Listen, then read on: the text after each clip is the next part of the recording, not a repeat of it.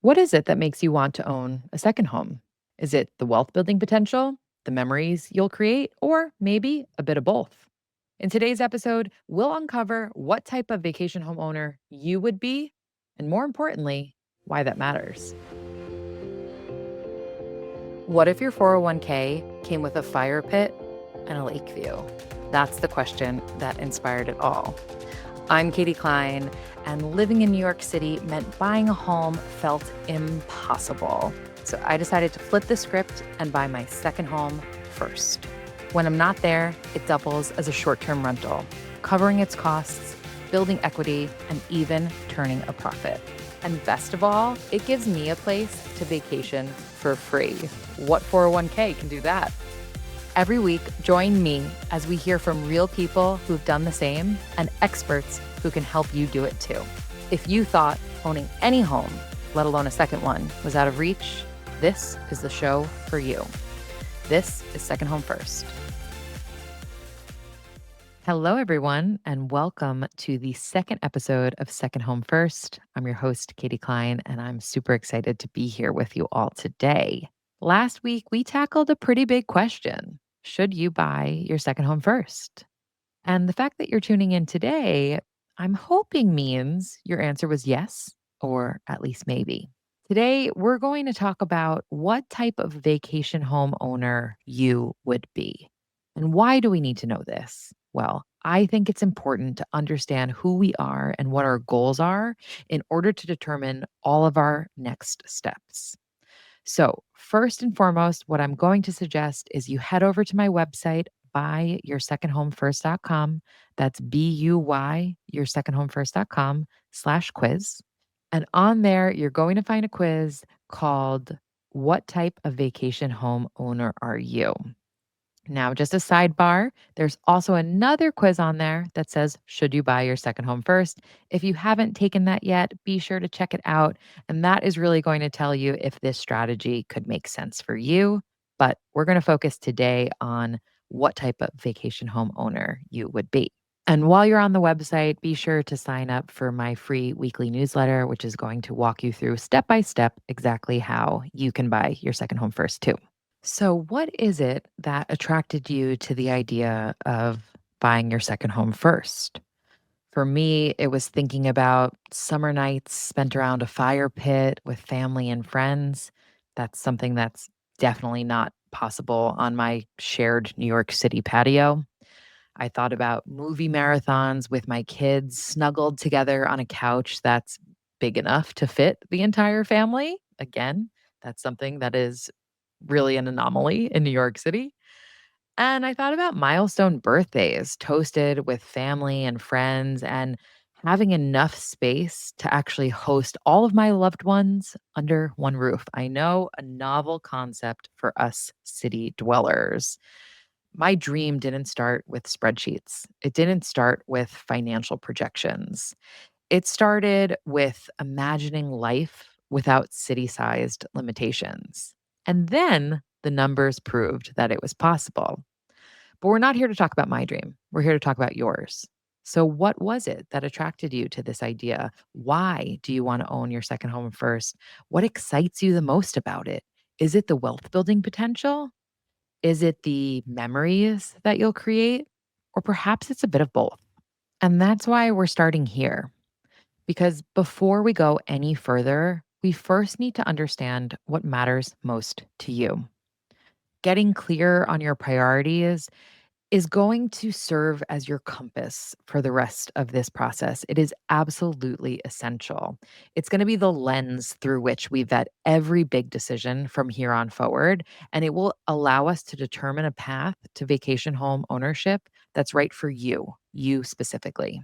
So, hopefully, by now, you've paused this episode, you've gone to my website, which is linked in the show notes, and you've taken the quiz to understand which of the three vacation home owner archetypes you are. Are you a profit maximizer, a sweet spotter, or a first dipper? Let's take a look at each of these and understand why that matters for what's going to come next. First up, let's talk about the profit maximizer. To you, every unbooked night is lost income. You treat your vacation home like a business first and a retreat second. Paying guests are your priority, and personal use is just the cherry on top. It's not uncommon for you to keep peak dates open until the last minute, only claiming them for yourself if they don't book. So, what does that look like? What does a profit maximizer look like in the day to day?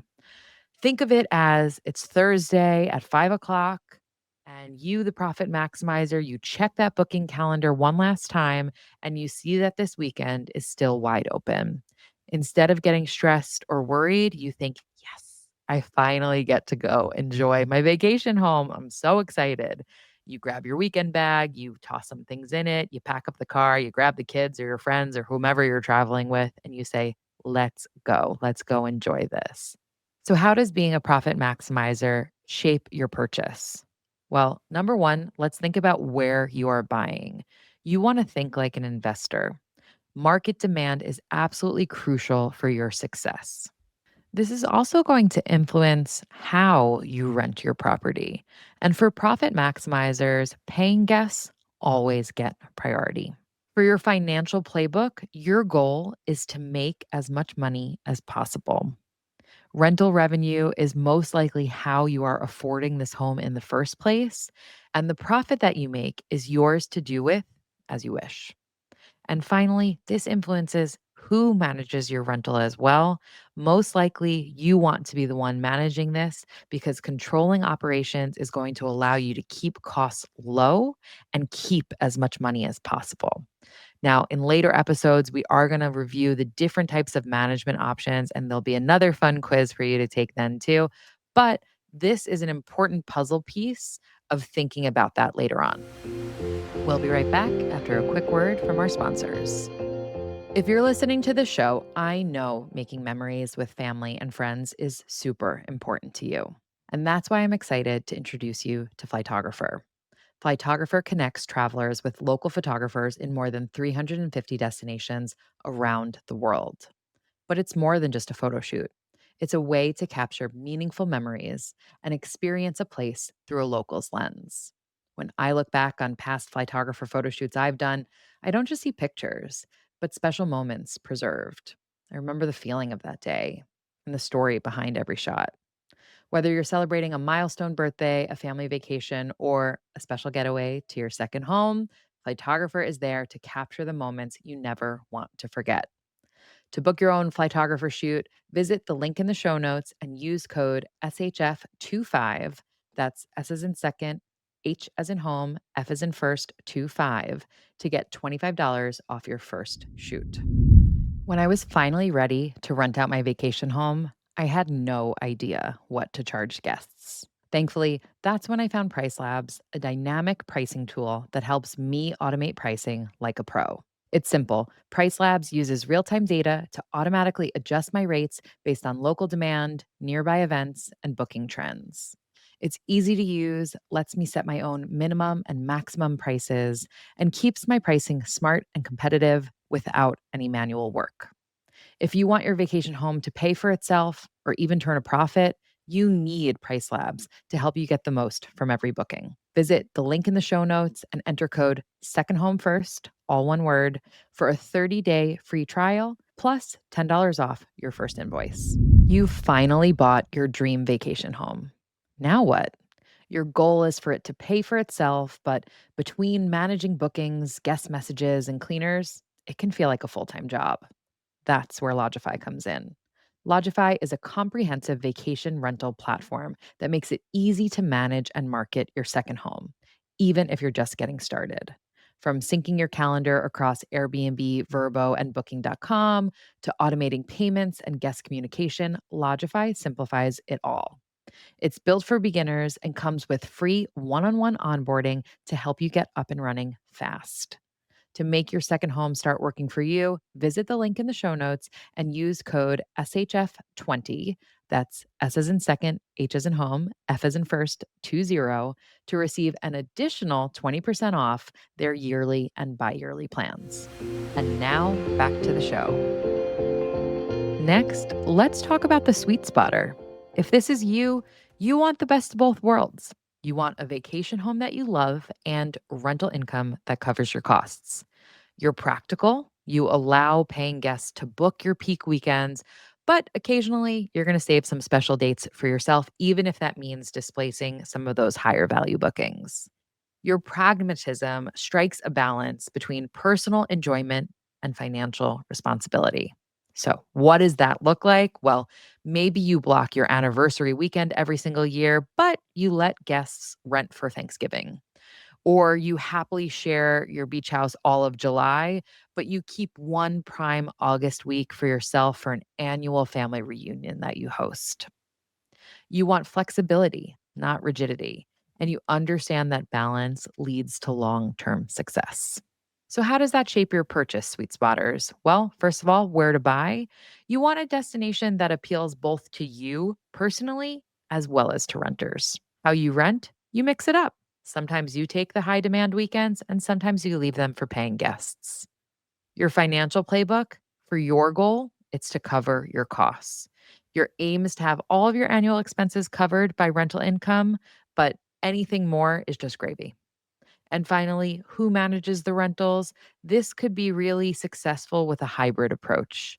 You might want to outsource some of the tasks that you don't really enjoy and manage others yourselves. It's whatever helps you maintain that balance in your day to day life. And finally, let's talk about the first dibber. If that's you, you prioritize you, your personal enjoyment of this home above all. Your vacation home is yours first, and you want to use the house how and when you want to, even if that means losing out on lucrative bookings. Rentals are just a bonus, a way to offset some costs when you're not there, not an income stream that you're reliant upon in order to afford the home.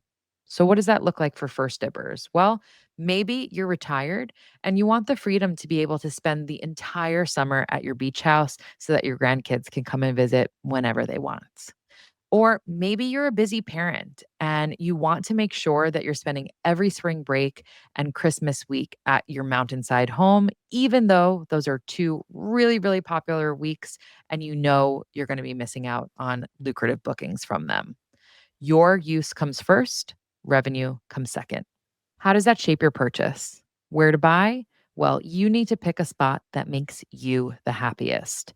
Views, vibe, proximity to what you want, that's what matters the most.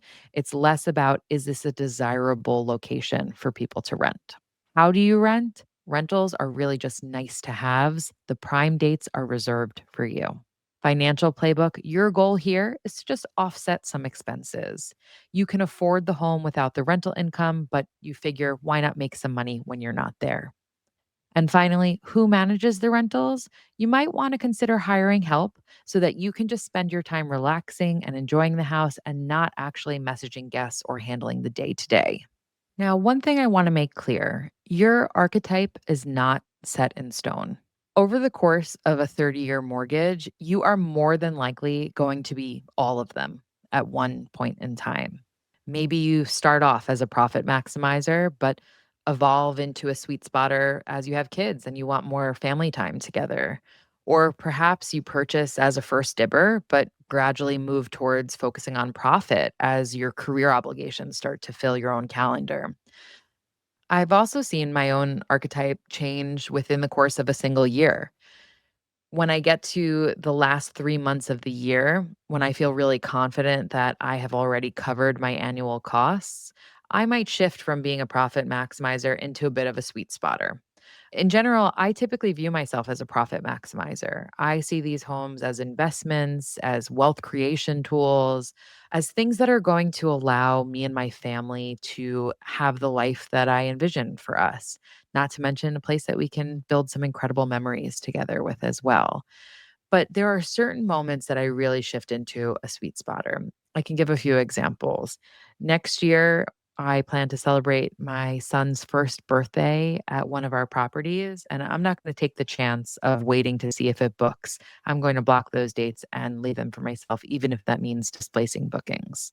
Alternatively, sometimes when I want to be a first dibber, I still end up being a sweet spotter. And here's what I mean by that. We were planning to go visit our Finger Lakes property for one of the holiday weekends. We were all off from work, and obviously the kids' school is closed as well. But rather than just blocking those dates outright, what I decided to do was increase the minimum stay. So people had to book for at least 4 nights, and I severely increased the rates.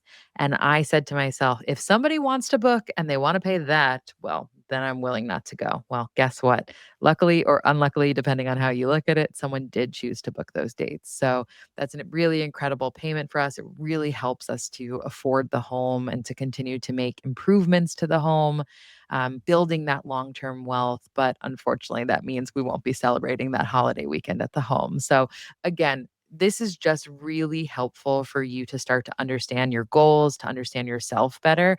And as we move through the next steps of the process, we're going to come back to this again to be able to vet your decisions through it and make sure we have that North Star that you're continuously working towards. Thank you so much for joining this week's episode. Once again, check out buyyoursecondhomefirst.com/quiz to check out what type of vacation homeowner you are. I hope to see you all next week. Thanks for listening to Second Home First. If you liked what you heard today, be sure to sign up for my free weekly newsletter at buyyoursecondhomefirst.com, where I share the simple 4-step strategy to help you do the same. If you have a minute to subscribe, rate, or review the show, or even send a favorite episode to a friend, that would mean the absolute world to me. And if you want to be a guest on the show, have a question you want answered, or a topic you think I should cover, send me a note at hello@buyyoursecondhomefirst.com or on social media at buyyoursecondhomefirst. I personally read and respond to every single message. Once again, I'm your host, Katie Klein, and I can't wait to see you all again next week. The content shared on Second Home First is for educational and informational purposes only. Please consult a licensed financial advisor before making any investment or financial decisions.